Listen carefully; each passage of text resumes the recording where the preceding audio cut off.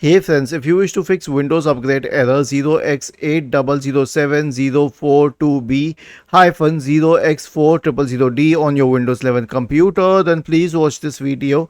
I will guide you through the resolutions. So the first solution is to run the Windows Update Troubleshooter. Right click on the Start button and select Settings from the menu. Go to the System tab on the list on the left hand side. Select Troubleshoot in the right pane and select Other Troubleshooters. Wait. Click on Run corresponding to the Windows Update Troubleshooter. The last solution is to reset Windows Update components. So we have a script for you. Simply copy the script. Search for command prompt in the Windows search bar and click on Run as Administrator. Paste the script here.